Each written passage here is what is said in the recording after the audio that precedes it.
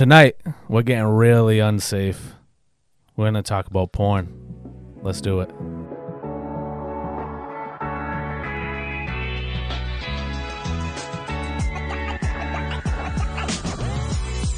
Hey, what's going on? Welcome back to another episode of the Not Safe for Sunday podcast. The boys are here, -1. If you check the booth, you can see that Spencer is not here tonight, but he'll be back. Tonight I got Ken. Ken, what's up, my guy? What's up, man? Chilling. Chilling. Trying to stay warm. That's it. Trying to stay it's warm. Not too bad today. No, it wasn't bad today. You're right. But I think the one cold, of the warmer days we've had. the cold snap is streaked, I think. Cold streak has snapped. There you go. Say that 5 times fast. There you go. Yeah, so it was actually not too bad today. No. Daniel, what's up? I just want to say, I really appreciate the time we get to spend up here. How'd I know? It is just so special and amazing. It is. That's what you call a callback. Can you be original? Yeah, that's a callback to the last episode. Wait till I get my sign. Yeah, I was going to say, original. Wait till you I wanna get steal my sign. I finally have my beautiful sign. Friend of the pod, Taya. Thank you so much for sponsorship. Peace and love, man. Catchphrase. Peace and love. My catchphrase. And Ken, remind the people, what's your catchphrase? Well, mine just happens to be love and peace. Real convenient. Dude, when he comes in here with the love and peace sign, I'm going to John's catchphrase is and love peace.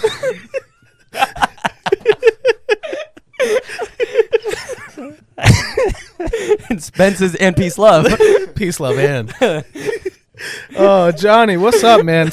Johnny is solo in the booth tonight. You lonely in there? I'm solo today. Just Are you lonely? Main job is wrap it up and make sure we don't finish early. Ding. Hit the counter, dude. Hit the counter. The people That's two, dude. That's a twofer. That's a twofer. Make your dad, dude. Dad's in stitches over there. For the listeners, that's all going to make sense in a little bit. That's all going to make sense for a little bit because tonight we're talking pornography. We're talking porn tonight. And I can imagine it is a very widespread issue, I would imagine, within the church. Why are you laughing? I don't know. Just expecting things to be flying, all around here. We said we were going to be mature about try this. to be mature adults. Pastor Ken. I am being very mature. It's only going to last so long. So I would try. This is like the sex episode where he was the one giggling the most out of all of us, Hey, let's keep it serious. Yeah, we're going to do it. We're going to button it up. We're going to button it up right now. Third pun. I will say that this was brought by a listener. This, I believe there's a question that a listener wanted to bring or wanted us to talk about. And so, just use that as a little more fuel in the fire, and say, hey, keep the topics coming. If there's something that you really want to hear, bring it to us. Yeah. You know how to get in touch with us. And we'll keep it on the low. We don't need to throw everybody's information out there. Nope. Anonymous. Yeah, you come to us with a topic. We won't throw your name around. We don't need to do that. But so was there an actual question, or was this like a topic that? I'm pretty sure it was just a topic. Okay. Hey, you guys should talk about. Yeah. Okay. So now, this is a widespread issue amongst especially like men. And, and you guys should talk about it. Basically, what he said. Now, do you guys find that this topic, this issue, is it something that you find men coming, or could be women too, but I would imagine it's mostly men. But do you find them coming to you looking for advice? Do they come to you confessing how shackled they are to something like this, or? That's usually more like kind of on the down low, because it's a topic and it's a thing that carries with it like embarrassment and shame, right, and regret, and the list goes on and on and on. So typically, if somebody's gonna bring that to us or bring that to me, as a pastor and look for help, it's definitely in that one-on-one setting. You know what I mean? And but I think as we've evolved as a church a little bit, we've it's always a balance. You know what I mean? It's kind of like Not Safe for Sunday. There's certain things that you're freely able to talk about in a Sunday service, and then there's certain things, and not that they're bad to talk about, but it's there's a potential to offend, there's a potential to push away, and there's a potential like, oh, I don't want my 9-year-old who's sitting with me hearing about that. Right. So as a church, we've evolved in a way where I think we're a lot more open and welcoming to talk about it, but it's something that we would have like a small group about. You know, for example, we do have a small group dedicated to that, dedicated to finding freedom from sexual sin and pornography and those addictions. And so, and that's relatively new for our church. You know what I mean? And it's not like we're trying to close the door on it and not talk about it or not allow people to be able to come and get help for it. But, you know, I think for us, it's just kind of evolved over time. The more healthy we've gotten, the more open we've gotten. Those things take time, and those culture shifts take time for people to be more comfortable, you know, to really talk about some of these things that carry that shame and embarrassment. Yeah. And it's what a concept it is, that this thing that probably a good majority of us have experienced. I mean, I don't know for sure, but I would imagine at some point most people have experienced it, and there is that heavy shame that comes with it. Like, we understand, like it's wrong, and we'll unpack it as we go along. But the interesting thing that, as you had broached this topic or to us as a potential something that we were going to talk about this evening, I noticed how culturally we're in a shift of, it's just, you can talk about porn. It's almost like that is like, I'll give an example. I've seen this same story just as I'm scrolling through Facebook, and it pops up like every day about this woman.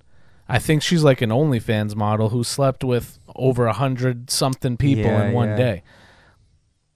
And it's like, this is what is being talked about. This is what is being discussed. This is now in the culture, in the open. It's not even like something that you hide in your closet anymore and whatever. It's out in the open. What do you guys think about how that shift has happened?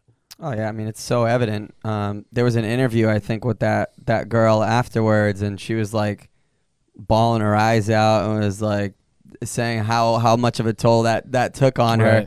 But then in the same breath is like, now she's upped the ante to like 1,000 in a day or something like that. Ridiculous. So it's just like, but the more you scroll, the more that is the content that's being pushed across all sorts of platforms, you know, and it's just it catches your eye, it draws you in. The more clicks it gets, the more it's perpetuated in the feeds of others, and the more sexual content is perpetuated in your feed. So I think algorithm plays a huge factor into it, you know, because no matter what you're looking at, you're going to get more of it the more you look at it. Right.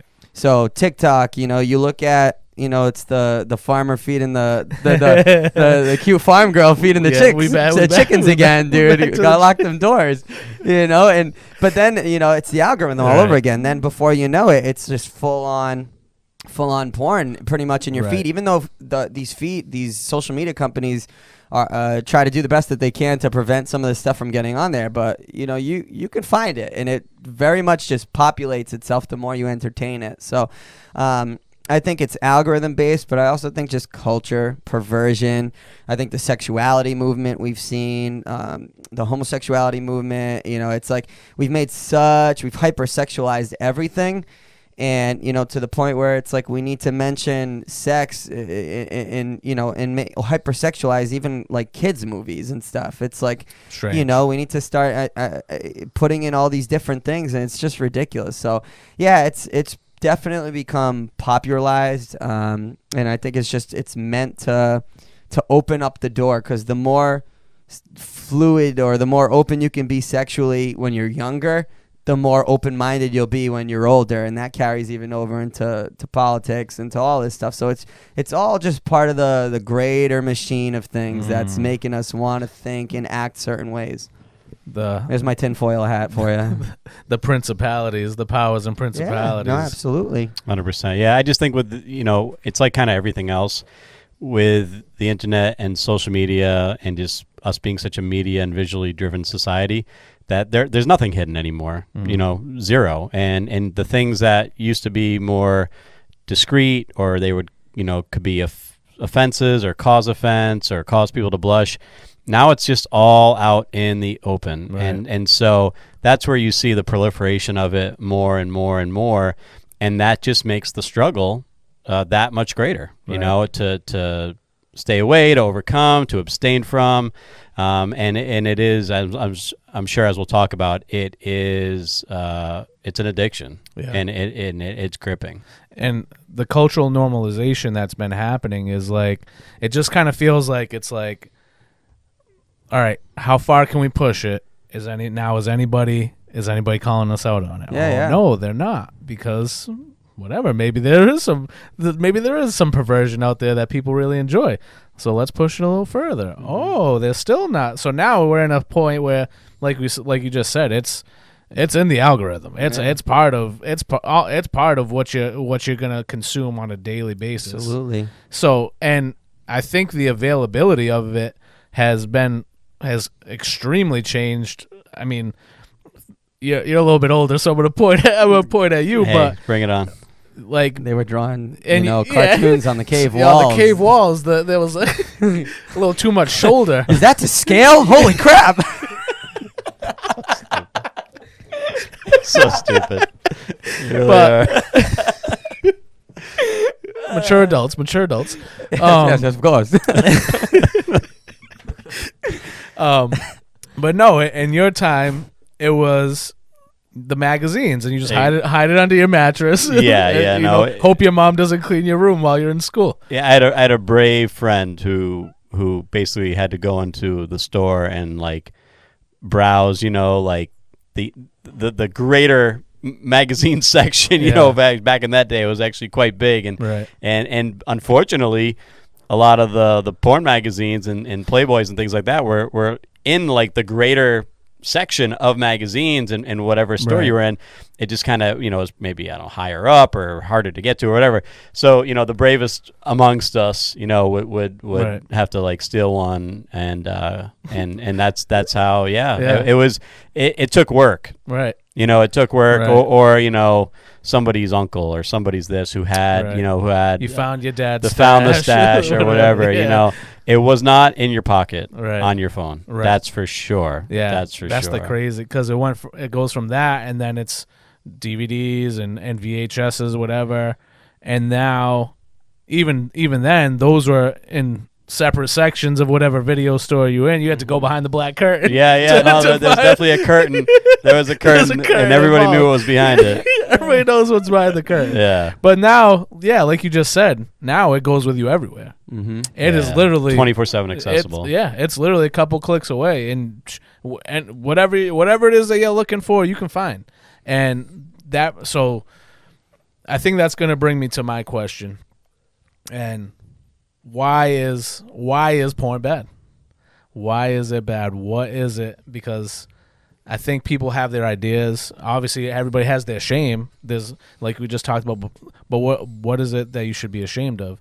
And I'm gonna let you start off, because I have my own thought process. But sure. Well, I mean, porn is bad because it is taking something that's good, and it is making it into a fantasy, and because of the imagery being so powerful, because imagery is powerful anyway, but that imagery is even more powerful, and because it is something that is really God designed, and it's God designed for pleasure, sex, meaning, that's what I'm talking about.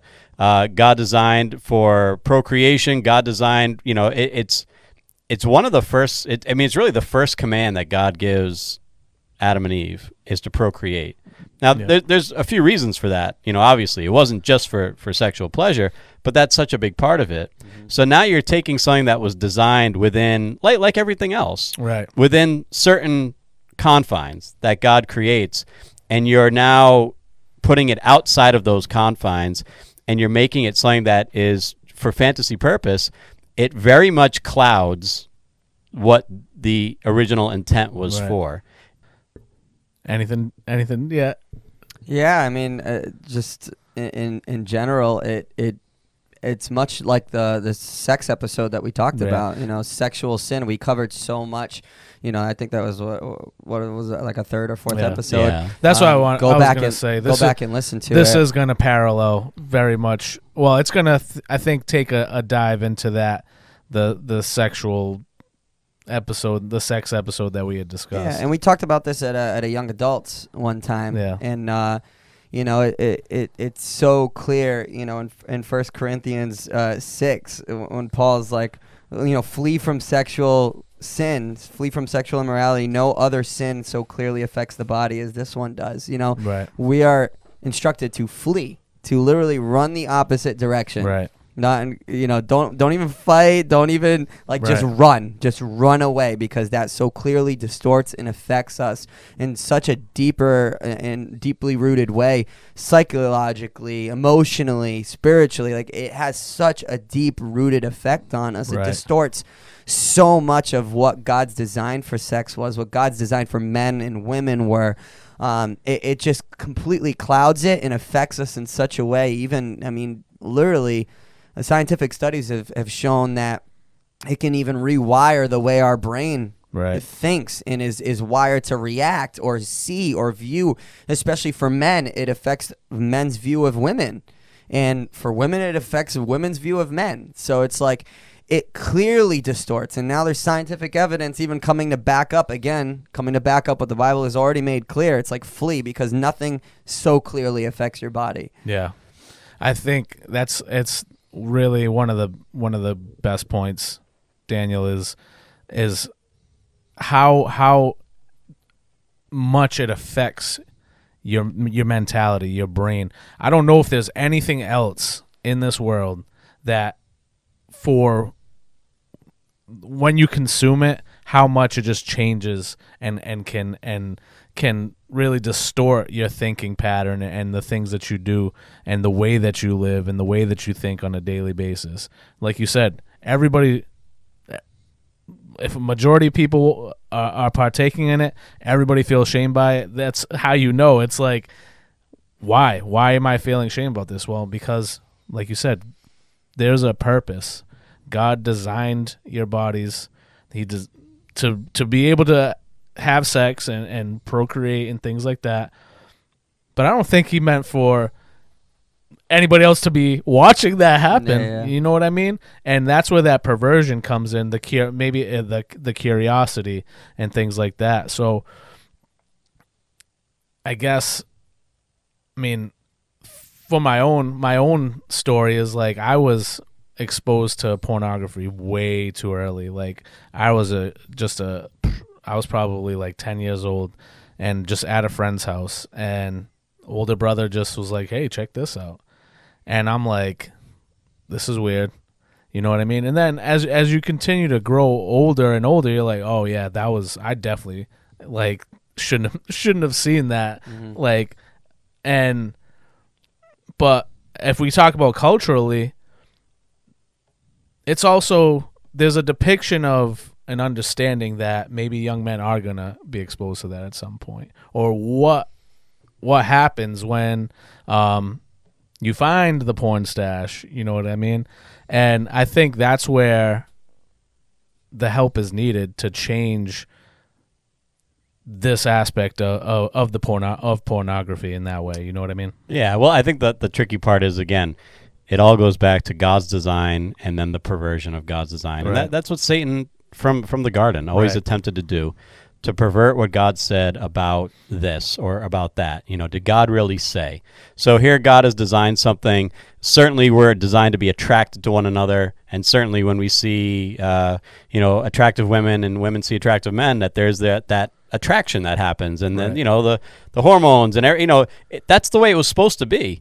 But here now we have the perversion of it, where rather than in the confines of monogamy and marriage, you have this media now that is just blowing that all away, destroying that concept of what it is. And now you have, you can see this one, and you can see this one, and you can see this one. And just normally and naturally, kind of speaking what Daniel was talking about as far as like the whole rewiring then. And so like my brain just starts kind of like changing a little bit and shifting its focus, and it's almost like it's because I'm seeing it and it's pleasing, physically to me, and certainly in certain emotional ways, that like it's now acceptable.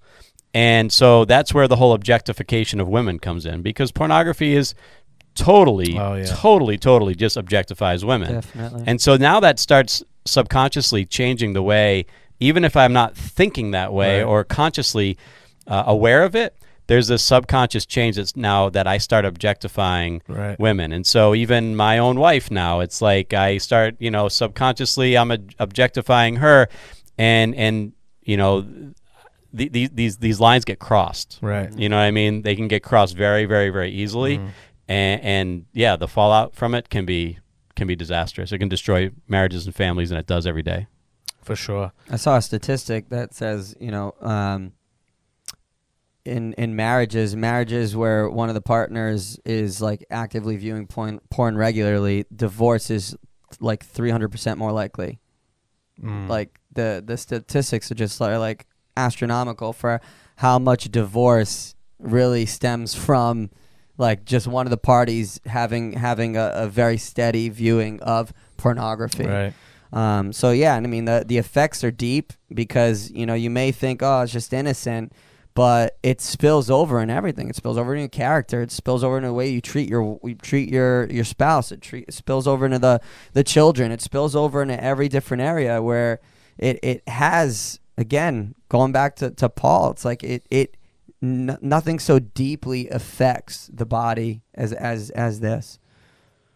Yeah, I was like, I can remember the very, very first time that I ever viewed it, and I was actually like closer to like 6 or 7, and Wow.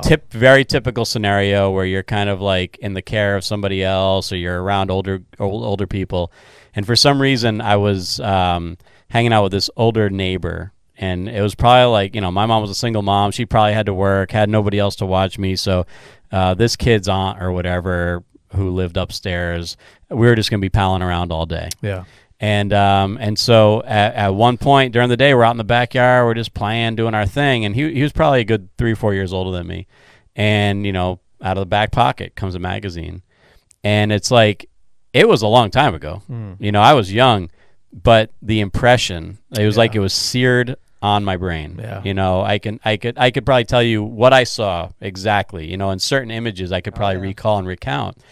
And so what that does is emotionally there's a wound that's caused. Right. Because anytime there's sin, there's a wound. Right. 100%. And so, what I didn't know at the time, and it had to be figured out many, many years later, is that in that moment, sex, which as 6, 7 years old, you don't have like a real conscious idea of, you get this idea from your parents, and just how they relate to one another, and subconsciously we kind of soak in if it's a healthy atmosphere, an unhealthy atmosphere. And me only having a single mom, I didn't really have a healthy perspective or idea of what, the relationship between man and woman was anyway.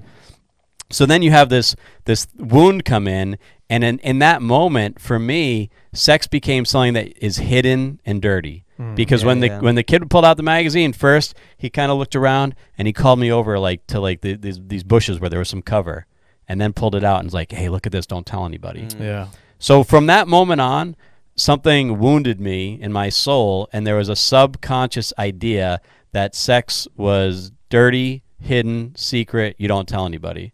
So then as that gets fed over the years, because obviously as you get older, there's more exposure to it, you just keep feeding that wound and keep feeding that wound. So then in coming to Christ and, like finally having an idea of what a healthy God-designed sexual relationship should be, now there's all that to undo. Right. And to even get to the point of discovering, like, okay, for some reason, there's something within me that tells me that sex is something hidden, dirty, secret, and to be ashamed of. Whereas now I'm a Christian, and in marriage, God designed it to be healthy, fulfilling, beautiful, and wonderful. Yeah, absolutely. So now think about this collision that happens, and think about how these wires get twisted up, and how carefully, and how much it has to be like undone. Yeah. And so that we can be clear on what's what. I think that imprinting thing is huge. I mean, I think if you ask most people, they could tell you, like, maybe not the exact date and time, but you can go right back to the moment you were first exposed to pornography. Sure. 100%. You know, I remember it was a magazine. Back to harken to your old days. Your old man. You know, it was a magazine, believe it or not, that it just stumbled upon. And, you know, I still remember the pages, yellow, red box outlines around the images. Like it's burnt. Yeah, it's burned like there. it is just burned into there. it. And, you know, it's like you get ideas from like a young kid being exposed and not necessarily having any context to what this is. You're like, what the heck is that? And it just frames, you know, and those things would be.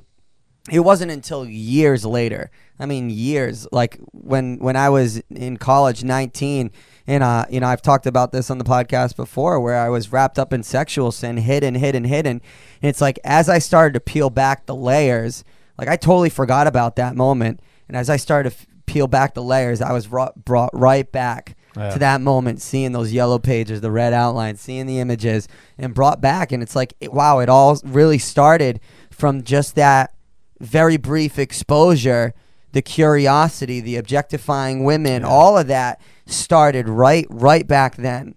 And it's just it's crazy how much it just sinks its claws right into you and holds on. And that hidden, that shame, and that those conflicting perspectives where, like, especially in the church, it's like, you know, sex is not often talked about in church. Yeah. We've talked about this before. And so Christians are often, and especially I've heard a lot from like young Christian women being in the young adults group and stuff. We had a discussion about sex one time, and a lot of young Christian women feel like it's like, you know, how I'm taught my whole life that it's wrong, and now it's supposed to just be okay. Yeah. And they struggle when it comes to the wedding night, where it's like, you know, that it cannot compute. You know, all these formulas are running around. They just can't. They can't handle it. For men, you know, we're naturally more sexual creatures. So for us, you know, we go into the honeymoon night, we're ready to go, but we're carrying a ton of baggage because now I'm going to be the porn star in the bedroom.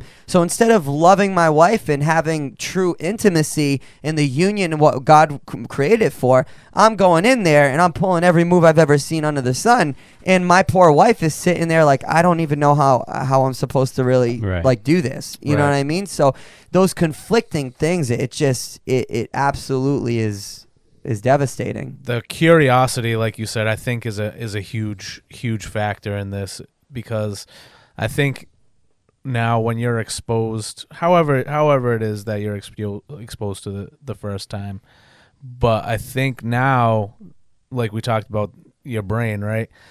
Now it's like there's that curiosity that comes along with it. Now it's like, oh, all right.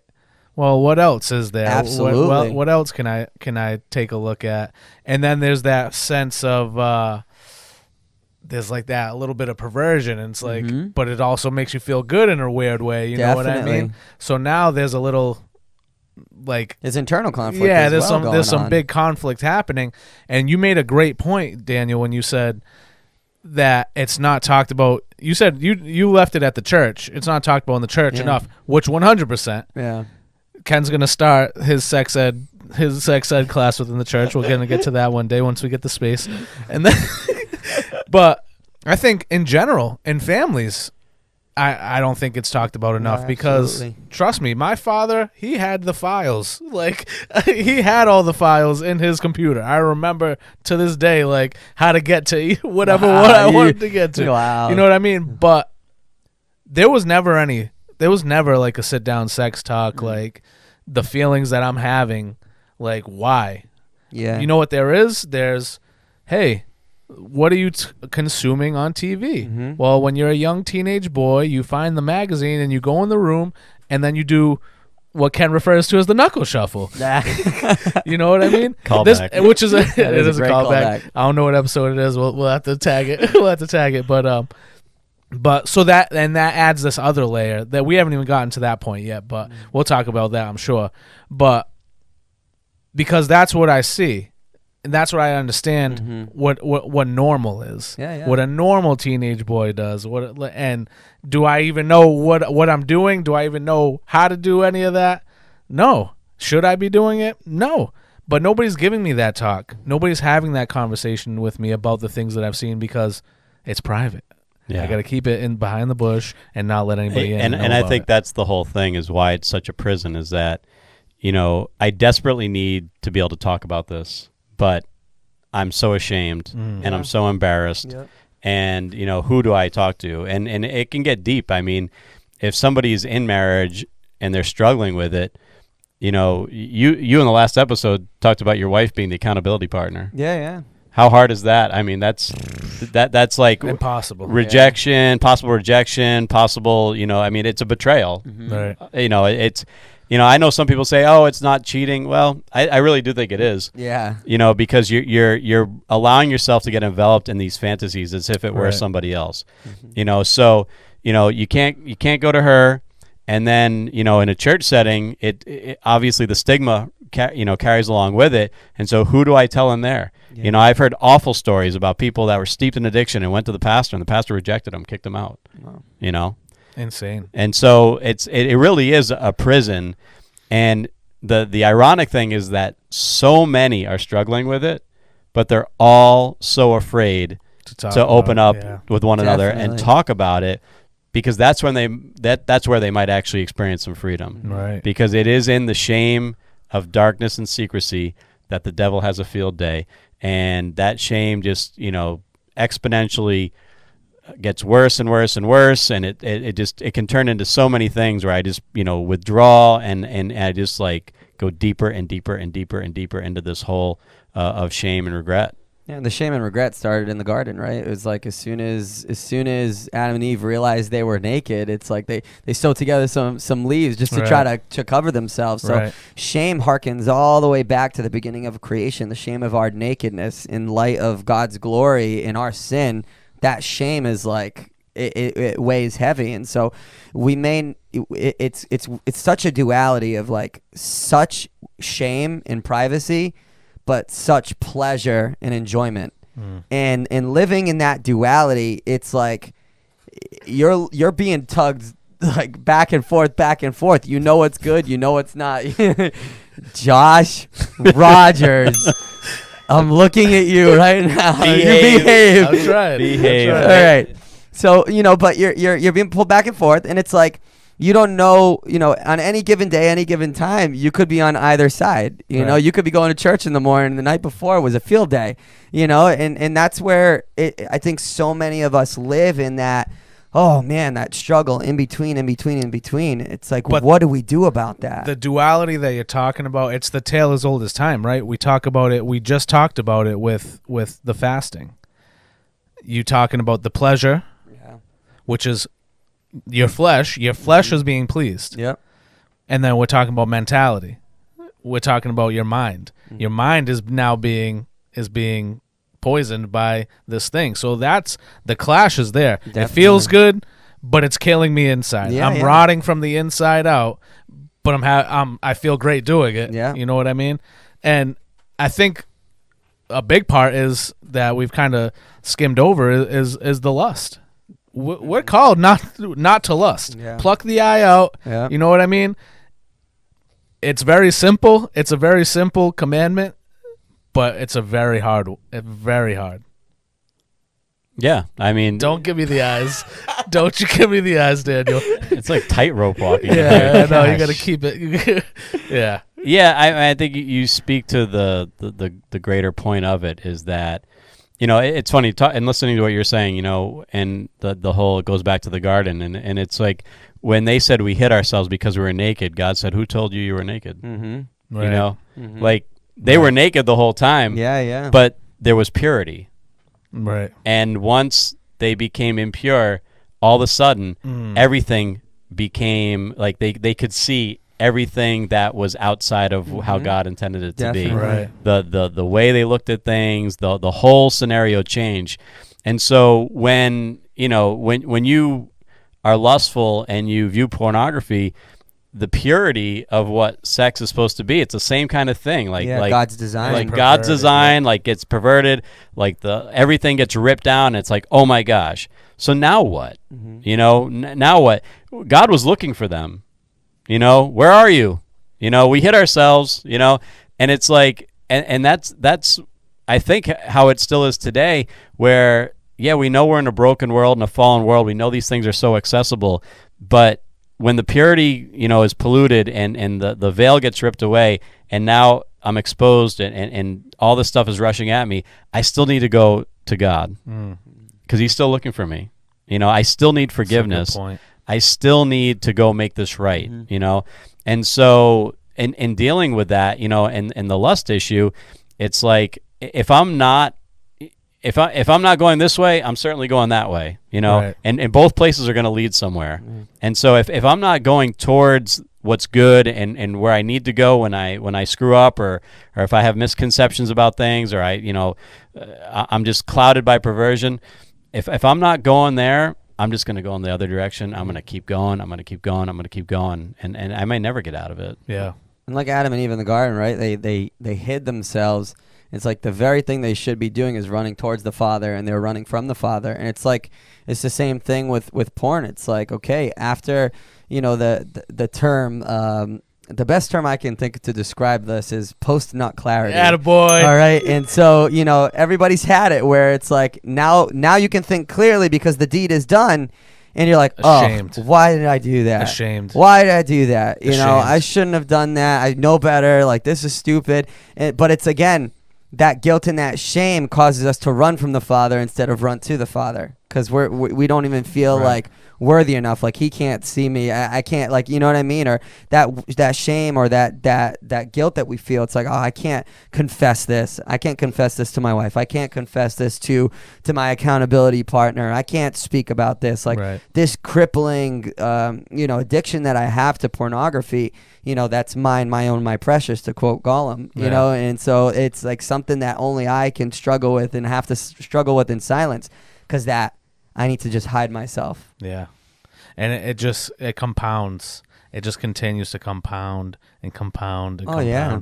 And it's like you said before, it's this the post-nut clarity always would lead to shame, dude. And it's absolutely. But in that time when you're experiencing it, and like we said before, this is not just pornography. This is sexual sin too. So in that time, yeah, it feels great. It's great. Yeah.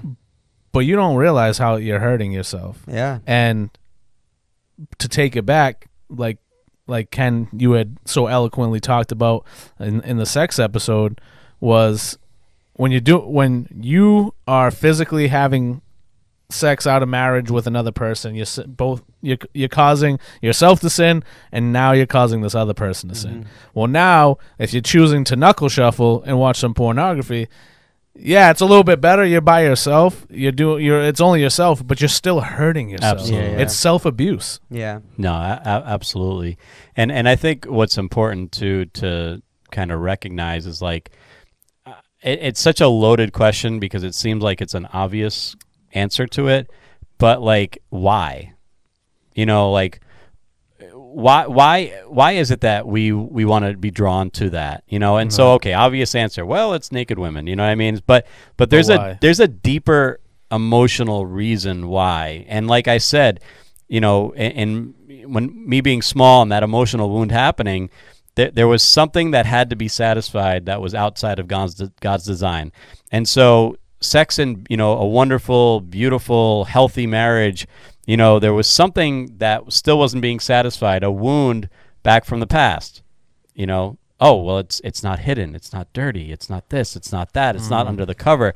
And so I think recognizing some of these whys and kind of doing a deep dive yourself, and definitely with like a person, accountability partner, is important, because we tend to want to fill those voids for one of a few reasons. I know for men, a lot of it is like frustration and disappointment. We hate to be frustrated. We hate to, come to disappointment. If we ever feel like we're not like praised or lifted up, we kind of go into our own little sad place. And oftentimes that's the gateway to porn. You know, I need that quick, kind of boost of dopamine or whatever it is, that quick elation, that instant gratification to kind of pick me up a little bit, because I hate being disappointed. As men, we hate being frustrated and disappointed. It's a terrible place for us.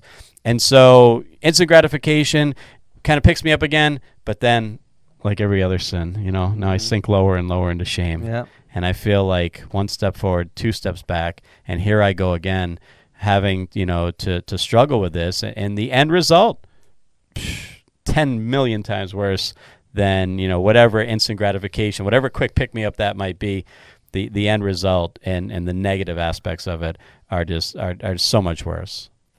Do you find a lot of excuse making as to why? Because I know we've talked a lot about excuse making on this podcast, but when these people talk to you, well, if they do come to you guys looking for some guidance or help, do you find a lot of the excuse making of, oh well, my father did it, or I saw it here, or because I can imagine that that's an easy out where you're almost taking yourself out of the situation, like you didn't have a choice, that now this is why I do it, because I was exposed to it too young, so now this is why I can't stop doing it now.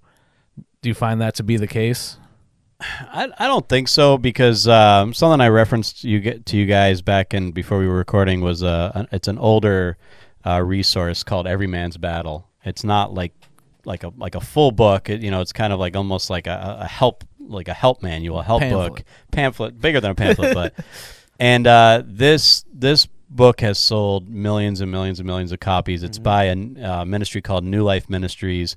A guy, I think his name is Stephen Arterburn, and they're like Christian psychologists and stuff like that. And the title, I loved the title just because I think it's so accurate.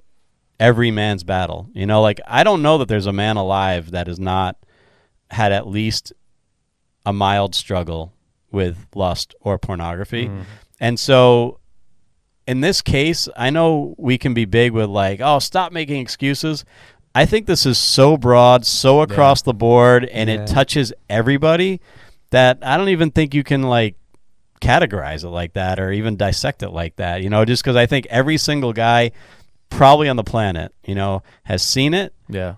And maybe has struggled with it. And so, and so I think it's just get to the heart of the issue. I mean, sure, I think if it persists, if you have things in place, accountability and all that, and it just persists, there's probably some eye plucking you got to do. But yeah, I mean, to say like, oh, I blame my father, I blame my grandfather, it's like, well, blame them all, because every father and every grandfather and every uncle and every cousin all the way back to Adam. Yeah, I mean, let's just go back there and be good with it. Yeah, I think a lot of guys too, by the time they're ready to admit, it's like they're too far into it. Yeah, that it's like they've sunk into. It's like pornography. You can kind of like sit back and watch. Then now you sit and you participate. There's an active part to it. And then before you know it, the active part isn't just with yourself. Now you start to act out with others, right? So if you're married, it's like, all right, like I'm watching porn and I'm just taking it in. And then I'm watching and now I'm acting on it with just myself. And then, all right, well, that's not enough. Now we start to go and seek pleasure outside of marriage, and outside of relationship, because it's just never enough. And isn't that addiction, right?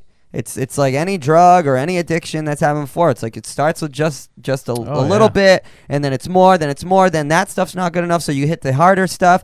But it's like it just progresses to the point where it just outgrows us, and now we're slaves to the beast. We're slaves to the beast we've created, and we have no self-control. So a lot of times the men that I've seen that have kind of fessed up to it, it's like they're such in a hole. It's like they have to face their wives, and it's like, or their wives caught them in a trap, and now it's like you need to get this right, or it's like, I can't do this anymore. Yeah, like I'm all set. Even outside of acting on the marriage, just porn. It's like you need to straighten this out. Like you're cheating on me. Oh yeah. And just hearing those words, you're cheating on me. is like enough to kind of like almost snap you to, shake a little bit of the scales off your eyes and realize like, oh my God, like I am. Yeah. You know, in my heart, I've already, and Jesus says himself, if you lust after a woman, you've already committed adultery, right? So it's like, if I've lusted, I've already committed adultery. So I've cheated on my wife in the way that I've desired another woman and acted on it. And now even the way that leads us to act even outside the marriage in a much deeper way, where we're now participating in sexual acts with other women. It's like you're chasing that high. 100%. You're chasing that high 100%. And it's we talk about the different layers of this because it starts off as you watch the basic whatever. Then it's all right, let's add a little razzle dazzle in there. Yeah.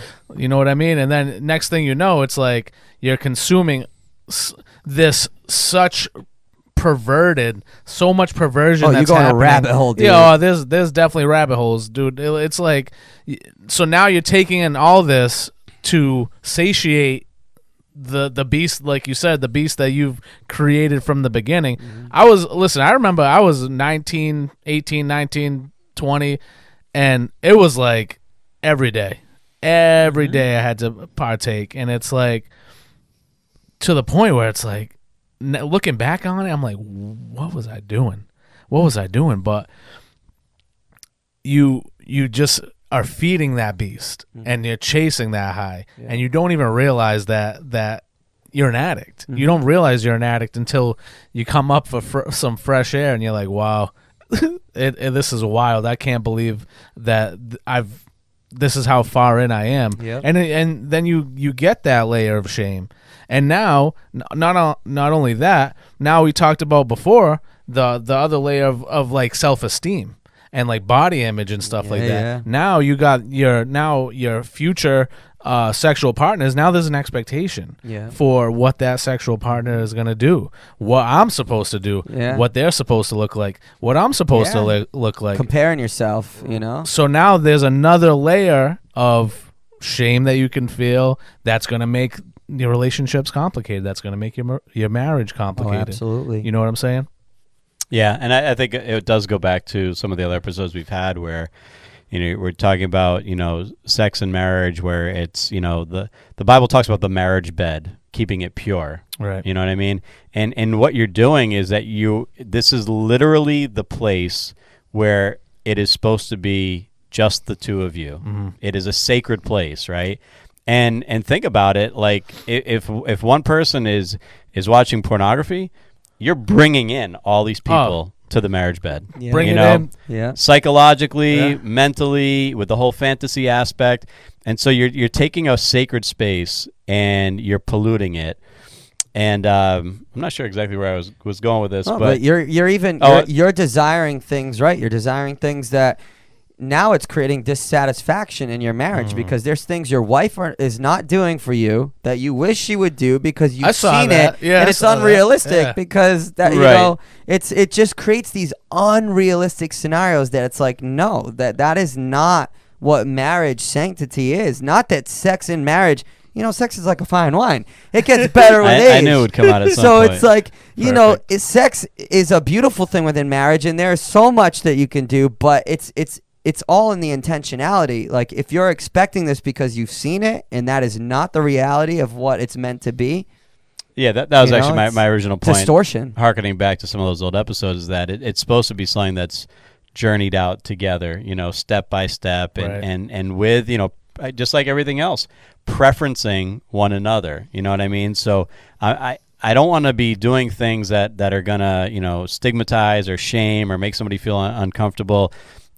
But now, when you introduce pornography into it, how hard is this going to be now? Because now, again, all these conflicting things are fighting on me. All the stuff that I've seen that, as we've all acknowledged, gets burned into your mind, and then what it's supposed to be.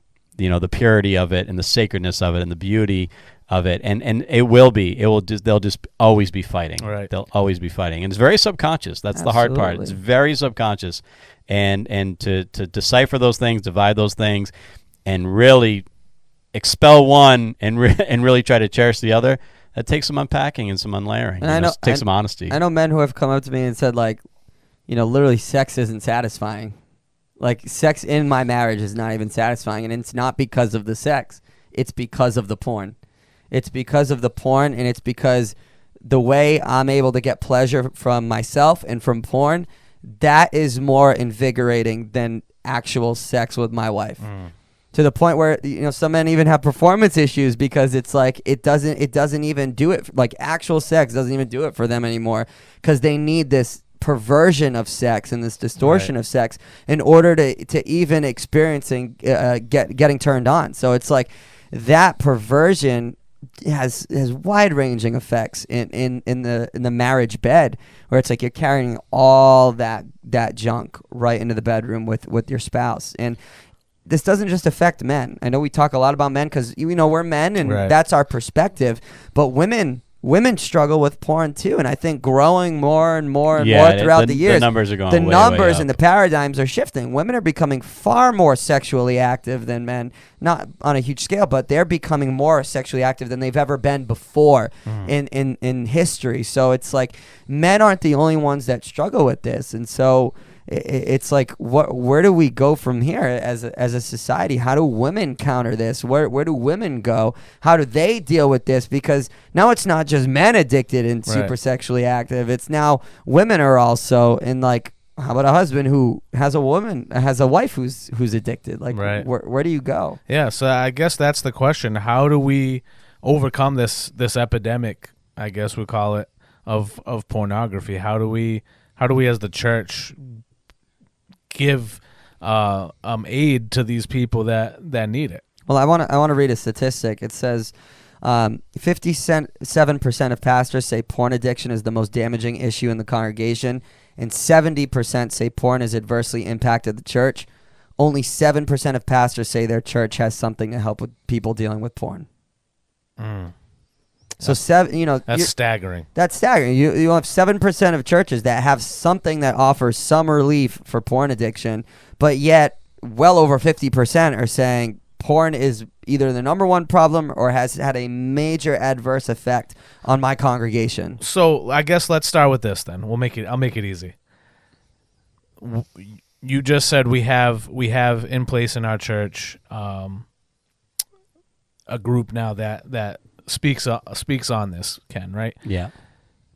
Are we seeing positive outcomes from 100%. This group? Yeah, 100%. Okay. Obviously, what's spoken about there, is discreet and anonymous, but we're getting some very general testimony of how beneficial it's been and how positive it's been for men to be able to be in a group where they can talk freely about this, find some relatability, and first of all, find out that they're not alone. That there does not have to be the stigma and the shame of their sin for them to suffer alone in.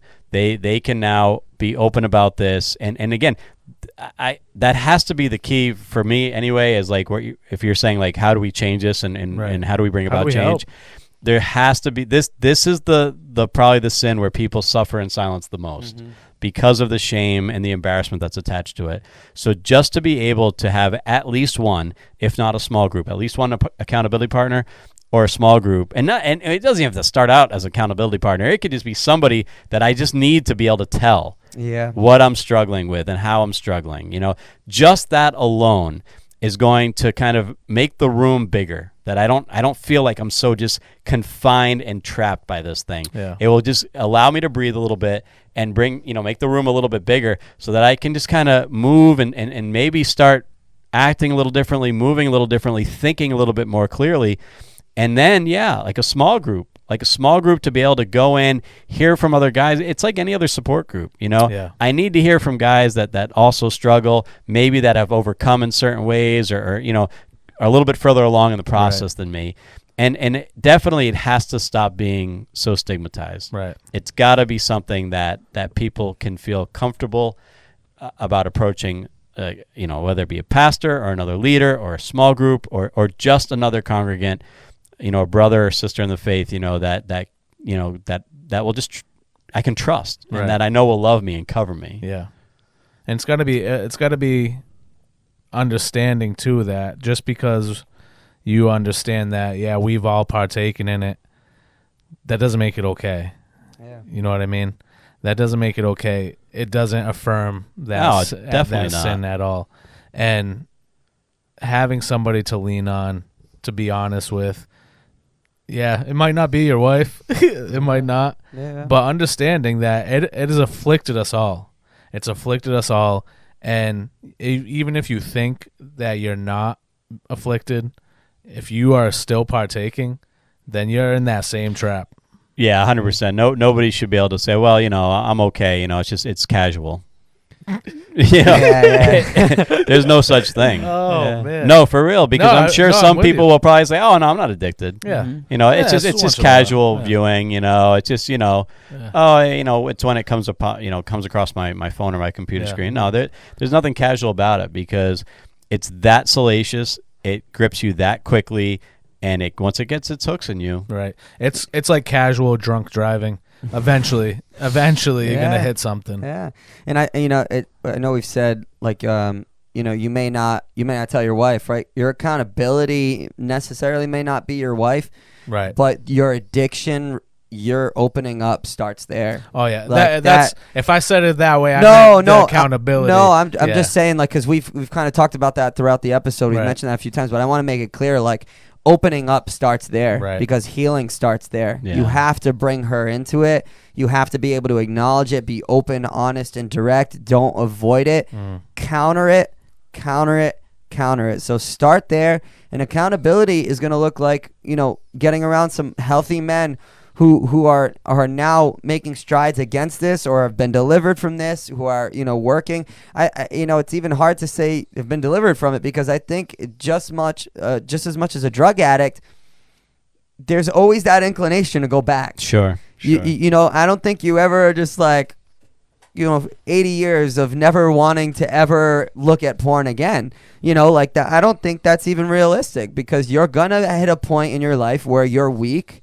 And maybe you're not in the Word as much. Maybe you're not around community as much. Maybe you're not as spiritually healthy as you are. Maybe the weight of the world is really, really kicking you down. You're tired. You're overworked. You're stressed. You're underappreciated. Whatever it is, you're going to be inclined at some point. Yeah. So it's like we need to work on not being ambiguous as a church, calling sin, watching porn as a sin. Watching a porn is cheating on your spouse. No ifs, ands, or buts about it. That's you can make any excuse in the book you want to, but it is what it is. You can't avoid it. Like watching porn is wrong. It's sinful. Sin is a road to hell. If we're not confessing and if we're not making strides against it, undealt with sin, unrepudiated sin, unconfessed sin, those are shackles that are wearing us down, and that is a road to hell. We need to be very clear about that because I think in our grace, in our Christian, grace-anese, we're always preaching grace, which is amazing. God gives us grace, Amen. But God's not to be made a fool of either. Amen. Because our God is a righteous judge. Right. And so if we think we're just going to continue and say, oh, sorry, God, again, we're living in that free grace mentality where it's like, all right, I'm going to whack one off and then I'm going to go say, all right, sorry, God, I'll hit you next time, and then we go and do it again. Oh, sorry, God, yeah, I won't do it again. And then you just keep going back, going like a dog going to its vomit. Right. That is addicted sin, and you need to pluck out your eyeball, chop off your arm. Yeah, How far are you willing to go to kill this sin within you? So absolutely, and we need to be clear about that as a church body. Go for it. No. Go ahead. And you need to get around. You need to get around healthy community, men who are making strides against this. I'm all for. I think those programs like Covenant Eyes. Those are good programs. I think those are. I think a quick fix if you are like absolutely like just gripped by it. I mean, go and get on Covenant Eyes. But I also don't think that teaches you self-control. Right. Because Covenant Eyes, there's a way around everything.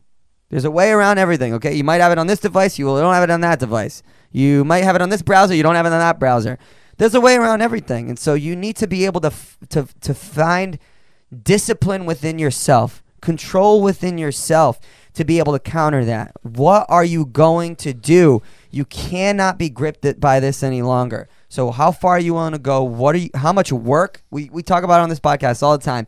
You have to work at it. Put in the work. You got to put in the work, or else it's never going to go away. That's exactly the point I wanted to make. You talked about addiction. You talked about drug addicts, alcoholics, whatever it is. Those guys, they're not walking around with the nip bottle in their pocket or the dime bag in their pocket. This is in our pockets all day. Absolutely. In our pockets all day. And like we said before, you're only a couple clicks away. You got to understand that what your triggers are. Absolutely. You have to understand, like we talked about in the last episode. I know we were joking, and Daniel sang me that nice song. but if the TikTok reels, if the algorithm, 100%, definitely, that's already, the algorithm is already created to lure you in. Mm-hmm. If that is going to cause you to then go and search whatever pornography you're looking for, then you need to stop. Delete that app. Delete that app. Go you get need a flip to stay phone, off dude. of that. That was one. Go get a prepaid phone if you can't handle it, dude. No kidding. But that I realized at some point, like, that was one of my big triggers, and it was specifically, I don't know if you've been on Reddit, but I stopped going on Reddit because for some reason every time I was on there, it would lead me to something else. And then next thing I know, I'm lusting. Absolutely. And I'm making a bad decision. So you got to take, like Daniel just said, you have to take that accountability and understand what these things are that are going to push you to sin. Mm-hmm. And we talk about this for everything. But this specifically, it's in your pocket all day. You know they're going to that's what you're going to have to reach for, or whatever. If you're going to the computer or whatever it is, you know that's going to be what you're reaching for. Cut it off. Stop it. Keep it away from you. Put it somewhere else. Walk around. Go for a jog. Cold shower. And then see it, whatever. Like, and then if you still can't figure it out, well, you know who to go to. Mm-hmm. Like you said before, he's looking for you. God's looking for you. You need to look for him. Look for him and find him, so that way you can get the help you need because you have the helper there waiting. Pulse clear. Run, flee, run, flee. Put that phone, if you can't handle it after 8 p.m., because I know it's that after dark. Yeah. After dark is when everything starts spiraling. I'm home alone I never get to be alone. You know what I mean? I'm home alone. Like, it's you know when the trigger. You know what the trigger is. The triggers. Don't make yourself out to be such an idiot where you kind of like ignorance is bliss. Like you absolutely know your triggers.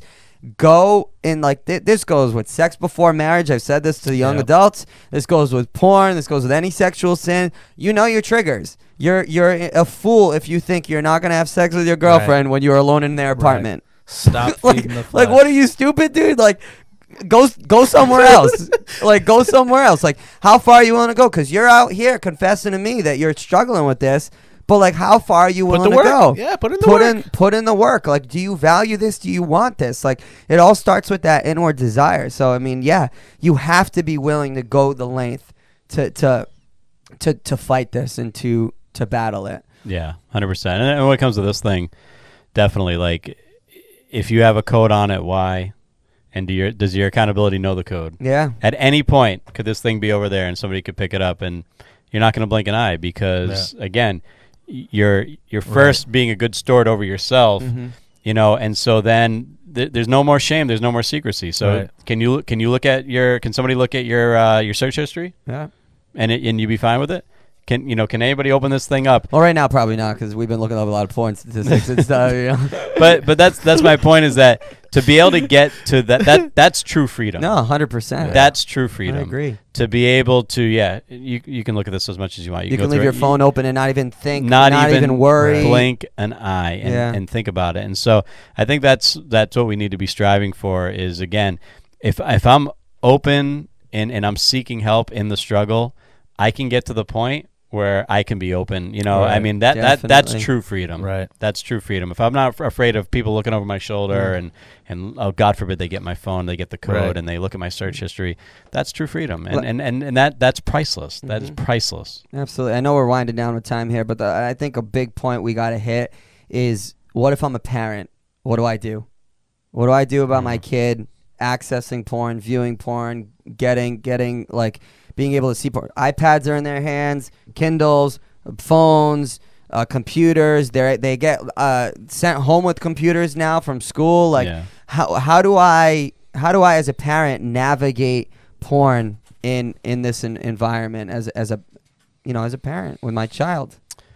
Well, I mean, we're looking at you being the oldest parent in the room. Yeah, right. I mean, I think definitely having open conversations super important. You know, I mean, age appropriate. How young? Because I mean, it seems like younger and younger now. I know there's no magic number. Yeah, so. I don't think there's a magic number, but I think when I think there's definitely different levels to these types of conversations. You know what I mean? Yeah, I'll chime in on that part because we haven't, like with Jeremiah. Okay, Jeremiah's 6. We haven't talked about sex per se yet.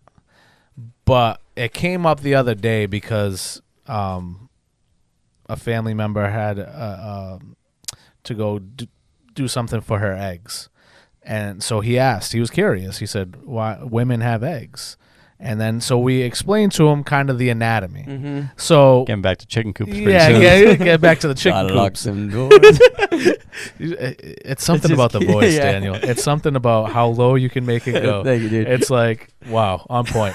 But I think not to treat my child as an adult because they're not an adult, but to treat them with a level of maturity that's appropriate for their age. Of course, I think has been helpful to me. And when we get to that point, I don't want to have to shy away and be embarrassed to have deeper anatomy conversations or intimacy conversations.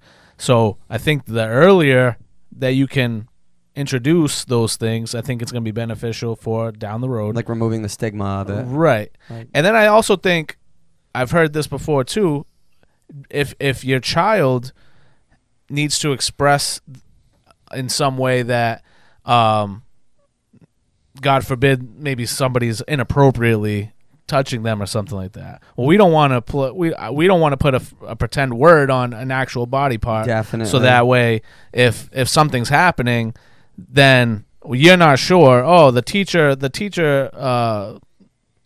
was playing with my cookies or whatever. Yeah, you know what I mean? So then, well, is it snack time or is there something that's actually happening that I need to look into? Absolutely. So I think it's just a level of maturity so that way they can proper communicate to you now, and then down the road you can proper communicate to them. Absolutely. That's my take. Yeah, that's pretty much where I was going with it. I'm sorry to steal your thunder. No, you're good. No, I mean, good. you have a young one, so I think that's good to get that perspective. I think the more stuff that's taboo, the more damage it can do. Yeah. You know what I mean? And so most people, unfortunately, I think we've talked about this before, their parents didn't really give them a healthy sex talk or really prepare them for life in that way. And so I think there's no magic number, but I think kind of just being prayerful and thinking about it and being intentional about it and trying to find that spot where it's like, okay, it's time to do talk 1, and then maybe a little bit older, talk 2. Johnny was a smart guy, and there was only so many random trips to McDonald's that just me and him would take before he knew what we were going to talk about. Do you remember those? Those talks. Poor kid. Was it worth the Big Johnny. Mac, dude? I think I got a Sunday. Oh yeah, hot fudge Sunday drive. I want to say we did a couple hot fudge Sunday drives at my house too. I want to say like he was probably like 10, the first one, and that was like probably a more serious, like kind of, it wasn't like a 6-year-old talk, you know what I mean? But it was something a little bit more, and then they kind of progressed through the years, I think, and then as far as like the technology piece. As a parent, if you're putting technology in their hands or allowing them to have it, have some fail safes. You know what I mean? And for us, for a while, it was like, that phone charges in a public place and I can look at it anytime. Yeah. You know what I mean? And having some of like the screen time stuff and some of the things where you can really see what they're doing. Yeah. Because if not, it's a really dark, winding road. Yeah. I think a lot of it's built on the foundation of communication and trust, and you have to talk to your kid. I mean, I know my kid's not even close to that, thank God, but I've seen a lot of parents in their interactions, like, a phone, you're not going to put a gun in a kid's hand. a phone can do a lot of damage. Right. So you're gonna put a tablet. Parents who let kids wander around unsupervised with these tablets, it's like you download an innocent game of like Galaga, Galaga, dude. Love that game, by the way. Okay, Galaga always comes to my mind. Okay, Like the Grips. Oh my Jeez, god! I expected that from Ken. That's not actually from you, that is Daniel. actually my favorite arcade. Like Yeah, I bet it Tetris, is, dude. or like Tetris or something like that. Let's go with the times, dude. Can I at least get a Candy Crush? Clash Royale or Yeah, something there like you that. go. You know, Pull but out Frogger next. Yeah. Frogger. Pitfall.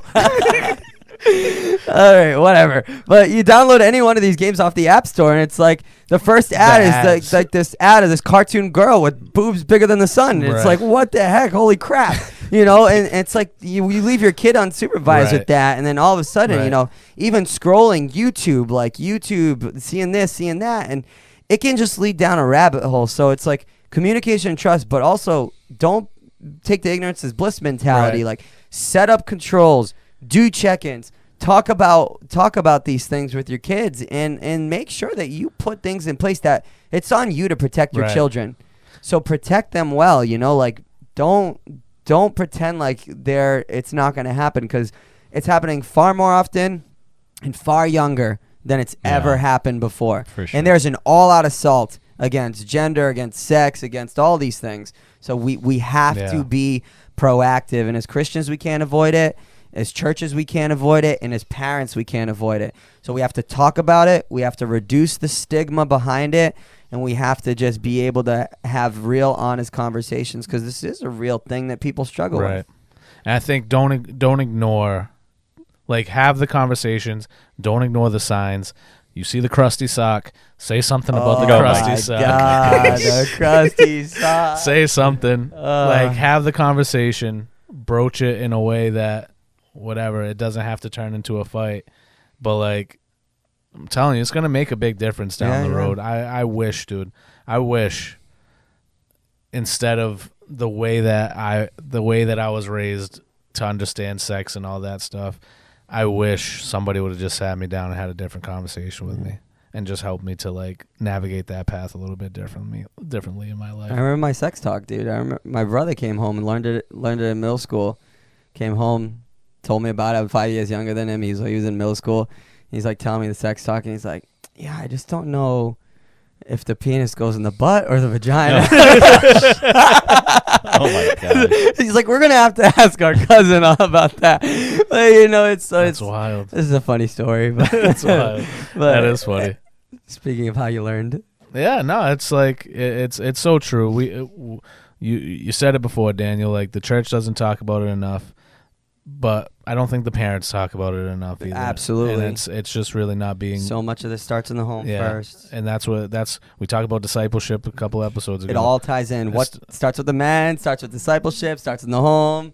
It all starts there. So I think have those discussions. Really, like, don't avoid the issue. Don't avoid the conversation because it's taboo or because it's this thing that's done behind the bush. You know what I mean? We need to. Ding. Oh, sorry. Oh man, Call back. Or because if you're a man or a father who struggles with this, and you feel guilt and shame about talking to your son about it when you haven't even gotten 100%. a grip on it, you know. So it's like, 100%. how are you going to tell you? God forbid you have a daughter, dude. Like, are you kidding me? Absolutely. Are you kidding me? It's, all of us now have daughters, dude. Yeah. God forbid. It's like, you know, I think Madison said this the other day. It's like, when you have a boy, you have to worry about his penis, but when you have a girl, you have to worry about everybody else's penis. Right. You know, so it's like, that the girl thing is definitely like, it's a whole nother level. I got my shotgun ready, dude. I'm ready to go to war. That's it. Oh man. Any last thoughts? Any last thoughts on this? No, I mean, I think we covered quite a bit. Yeah. You know, it's one of those things that could go on for, you know, three definitely. more episodes. So it's like, I think the biggest thing about this, I think the biggest takeaway I hope that the listeners get from this is the fact that we all have dealt with it. We've all gone through it. Some might struggle more than others. Some have struggled more than others, but it's not something that you can't talk to your accountability guy or girl or whoever it is to be able to get the help you need. And like you said, can. There's no. This isn't a casual.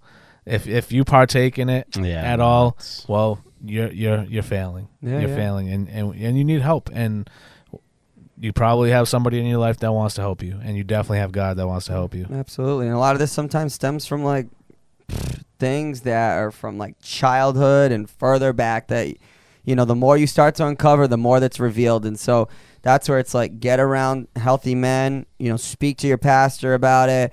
You know, at some point, if it goes back to a deeper thing, you know, you might even need to get counseling, because it might go back to something much deeper that happened. So, you know, how far are you willing to go to get this out of your life? And just on that point too, is that if you're able to be open about it, you know, it may be the beginning of God working to go back to whatever that thing is to find healing. That's where it started with me, dude. 100%. And that's so a great point. The more that things stay hidden, the less, you know, we're giving God access to it, and the more Satan has his playground. Yeah. But maybe this could be a gateway, a doorway into tracing back to some, you know, those emotional wounds of why we even do it in the first place. Absolutely. So. And it's better if you uncover it. Then, I mean, the Bible is very clear. What's done in darkness will come to light. So it's gonna get uncovered. Don't let your, you know, pre-nut clarity, you know, like, don't let your confusion kick in your delusion kick in where you think you're not gonna get caught or you're not gonna get found out. Sorry, dude. It is biblical and it's real. Like, it's gonna happen. You're gonna get found out. Yeah. So pull the wool out. Like, just uncover yourself and let it be known. And like you said before, Daniel, put in the work. Yeah. You have to do it on your own. Absolutely. Put in the work on your own. You'll have support, but you're gonna have to make that initial push. Absolutely. All right. Good episode. Good word. You want to show off your table? My new favorite store is Goodwill, and I got this Captain America. Show it to the people. Halloween tote, you know, and it just stuck out to me. I like it because it's like old school Captain America. Yeah. You know, it's like kind of a throwback to, you know, before Disney ruined Marvel. You know, so whoa, that's it. Whoa, you're gonna have people hating you. That's fine. I stand by. That's almost as bad as your Lord of the Rings take. I stand by it. So anyway, I just saw it and I'm like, you know, Goodwill. This thing was like $3.99. Like, can't go wrong. So. Maybe I'll go trick-or-treating with it next year. I'm not sure. Nice. But you're going to really stigmatize people now. Nice. Pastor goes trick-or-treating. You want to show off your horse? I have a rook. I have a rook. It's so random. Is it rook? Yeah, I think. No. It's a knight. It's a knight. It's a callback. That was pre-episode callback. Yeah. I have my knight here. Yeah, you're a checkers guy. You're a checkers guy. You're not definitely a chess guy for sure. I don't know, dude. I think my aunt gave this to me. It's just a cool horse. I like that. You know, we'll call back to Lord of the Rings. It's definitely the Rohirrim, dude. It's a chess piece, right? I mean, it looks like a chess piece, definitely. I mean, he's a big the whole mantle. What is it? Equestrian or whatever? Equestrian. Oh, equestrian. He's a big equestrian guy. Yeah, equestrian guy. How about you? What do you got over there? I got a couple 3D printed little Pokemon, dude. Oh, look at that, yeah, dude. You're going to hell. Yeah. Doesn't call back to last episode. I hope not. I hope last episode. Yeah, your mom chimed in. Your mom chimed in. You guys were not allowed to. No, we weren't. You want to unpack that? We can unpack that. That's another episode. Santa was okay. Pokemon wasn't. I'm very confused. Well, these little demons, dude. These little demons. I got a little Charmeleon. I got a little Gengar and I don't even know what language that is. A little Bulbasaur. So a Bulbasaur? What? Yeah, you got it, dude. You got it. It's a perfect episode. Perfect. I have to drop that Bulbasaur. It's on topic. Yeah, I don't know what language you're speaking, but yeah, it's all right. Good on you, man. Yeah, it's yeah. I didn't put any spells on you, Ken. Don't worry, dude. Thank you. Just talking Pokemon. Thank you. All right. Well, Johnny, how embarrassed were you this episode? Oh, it wasn't bad. No? Okay. No. That's good. Listen, I went for those Sundays. I took that drive too. Hey, John, you want to go get a Sunday after this? Oh, man. All right, guys. Until next time. Love and peace. Oh, my gosh. He beat you to it. He beat you to it. You take the wind out of my sails. You really do. Thought I was the wind beneath your wings. What happened? Oh, peace. My God. Peace and love.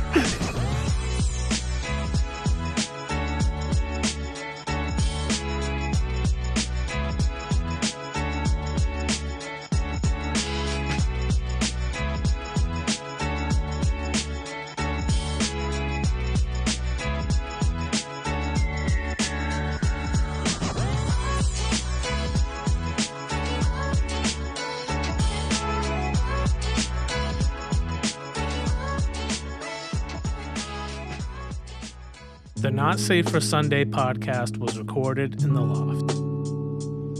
You can find us on social media at NSFS Podcast. Audio editing by Spencer Barrowman. Video editing by John Walsh. If you'd like to join us for a Sunday service, you can find us at Conquerors for Christ Church, located at 972 Reed Road in North Dartmouth, Massachusetts.